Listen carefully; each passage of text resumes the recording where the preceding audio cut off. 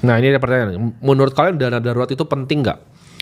Dan kalau menurut kalian penting simpannya di mana? Gini, dana darurat itu sebenarnya konsep sebelum lo mulai investasi. Investasi kan lu mau, atau investasi atau trading ya, lu mau menjelajah di dunia finansial kan. Sebelum lu menjajah ada bagusnya lu punya set aside uang yang kira-kira bisa hidupin lu selama 3 bulan. Itu standar biasa. Ya. Ada yang nanya, simpannya dalam mana? Ya simpel aja, lu bisa simpan dalam format cash mata uang asing. Bisa di emas juga boleh. Harus liquid pokoknya. Liquid dan nilainya nggak turun. Yes. Nah gimana kalau menurut lu? Pandangan lu terhadap dana darurat? Ya, kalau saya mungkin lebih ekstrim ya, mungkin 6 bulan lah minimal. Iya. Karena selama teman harus ngitung ya adanya potensi deviasi ya Iya. dari gaya hidup dan juga kebutuhan hidup. Kadang kita budgeting buat 3 bulan, tapi ada hal yang unexpected. Misalkan kita sakit ya, atau orang tua sakit, atau anak sakit, itu pasti kayak keluarin biaya yang lebih dari 3 bulan kita hidup. Jadi mending saya selalu kali 2 ya, at least 6 bulan lah ya. 12 bulan juga lebih bagus, tapi itu udah cukup privilege, tapi 6 bulan lah. Jadi kalau misalkan di tengah-tengah 3 atau 4 itu butuh dana darurat lagi, ya kita masih ada cukup opsi atau cukup duit. Karena faktanya memang Gen Z ini banyak yang living paycheck to paycheck bro. Mereka habis duitnya buat ya beberapa hal ya, hingga kayak mau beli rumah dan sebagainya itu impossible. Jadi menurut saya ya mending kita gedein ya pendapatan, nabung, beli kripto, ya, nabung Trading Bitcoin. itu pendapatan ya, itu salah satu bracket. Trading tuh sesuatu yang aktif, di mana lu harus mantengin, lu lihat setupnya, lu eksekusi, itu aktif jadi ya. Ya. Itu masuk ke dalam pendapatan dan pekerjaan. Investasi itu yang bracket sebelahnya gitu. Jadi teman-teman jangan gabungin tuh antara dua itu. Kalau itu blunder lu nanti jadinya. Trading tuh hal aktif gitu. Nah ini ada pertanyaan nih, kalau punya supercar 10M plus tuh harus punya aset berapa?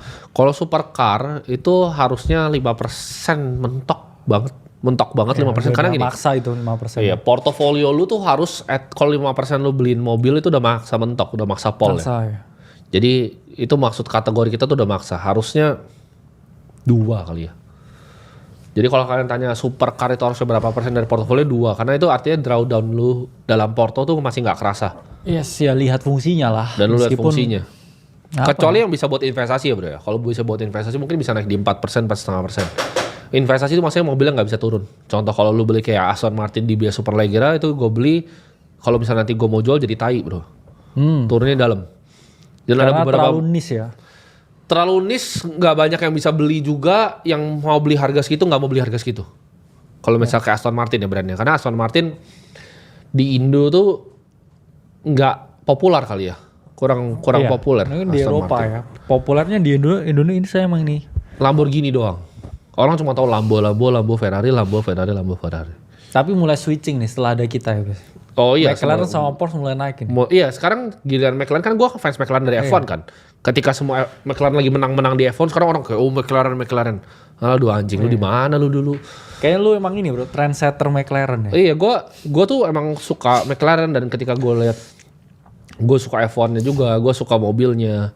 Karena menurut gue itu mobil paling kencang bro. McLaren tuh mobil paling kencang. Orang mau debatin gue, oh Lambo-nya lebih kencang, Ferrari lebih kencang. Enggak, mana mobil lu. Karena ini saya jadi inilah mulai enggak, saya sebenarnya lumayan suka lah, tapi enggak yang suka banget dengan mobil. Cuman emang enak sebenarnya. Ya daily driven buat ya mobil-mobil supercar gitu. Dan kalian teman-teman harus tahu loh, kita tuh bukan orang yang tipikal yang kayak pakai mobil cus panjang loh.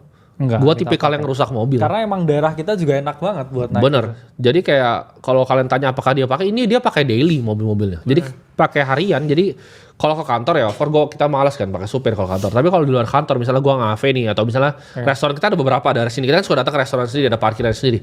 Enak gitu, nyetir mobil tuh enak.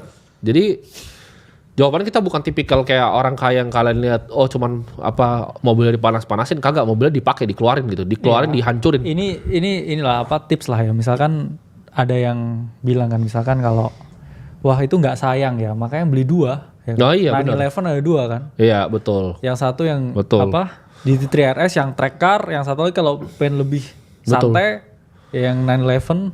Betul. Jadi ya itu tadi ya ada satu kayak jam tangan lah, satu ada yang Holy Grail, Satu ada buat daily. Dan ada kegunaannya masing-masing gitu. Contohnya ada yang tanya kan, kenapa gue suka misalnya yang klasik kayak Before 12C, gue suka itu karena itu yang spider bro, itu bisa dibuka atasnya. Lu kalau di Bali naik itu luar biasa enak gitu.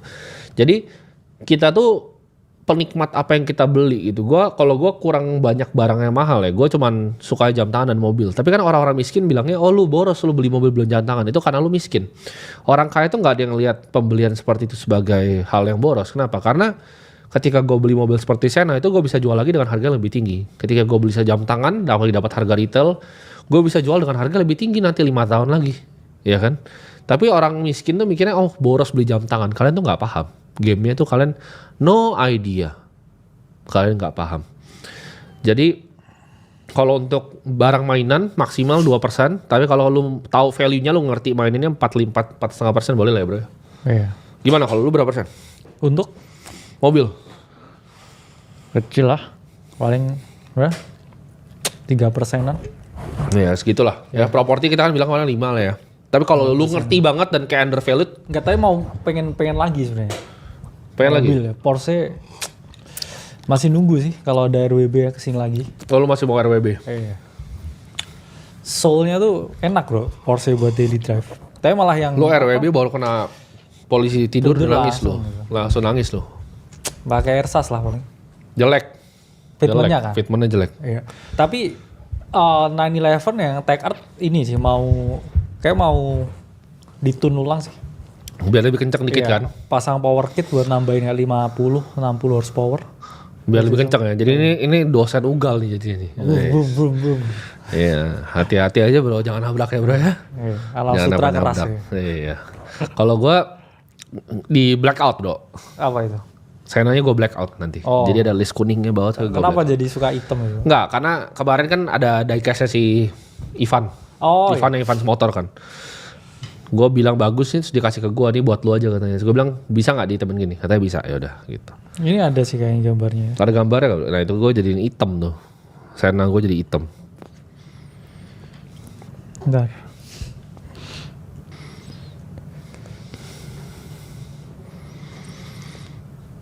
Oh nggak ada nih gambarnya. Nggak ada kan? Iya. Tapi lu pernah foto dulu ya? Pernah kayaknya.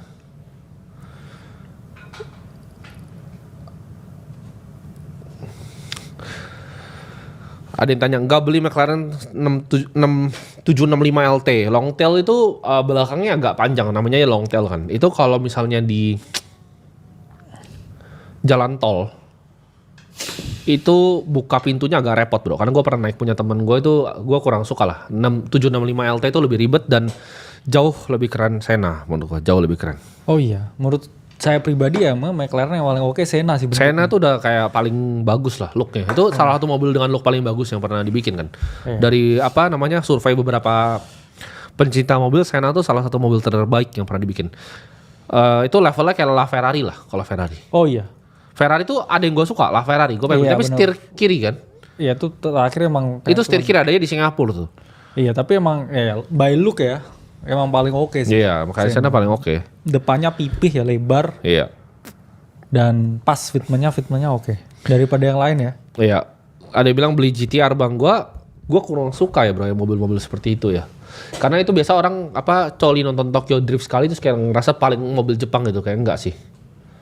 Enggak. Enggak, menurut gua enggak. Gimana bro pendapat lu tentang GDM? Mau pecinta? Iya ada di F1 atau enggak? Selesai kan? Di F1 ada atau enggak? Kenapa gua nggak beli Porsche? Itu jawabannya. Di F1 ada atau enggak? Tapi bang, ini ganti nih. Tapi bang, Gue tinggal, gue beli mobil tuh cuma ada di. 911 ikonik sih. Ya. Satu Oh enggak, cukup. tapi itu sejarah. Tapi Porsche itu sejarah. Tapi menurut gua kalau secara ngomong performance, Iya. pasti yang paling ahead adalah yang memang ada di F1. Karena mereka tahu the peak engineering paling ujungnya mobil itu seperti apa. Karena F1 kan gak cuma pembalapnya, tapi mobilnya juga bro, jangan salah. Di saat mobilnya Mercy itu lagi jago-jagonya menang terus kan dia. Itu karena mobilnya lebih jago dibanding yang lain, bukan karena Tapi pembalapnya. driver matters kan. Matters, tapi mobil itu salah satu hal yang matters di F1. Apa coba aja nih Sena sama GT3 RS? Ayo boleh itu. Di sirkuit ya ini? Boleh ya, kita sewa kali ya Daripada sirkuit ini ya. Daripada Kita balapan ya. menimbulkan kontroversi. Iya, boleh itu.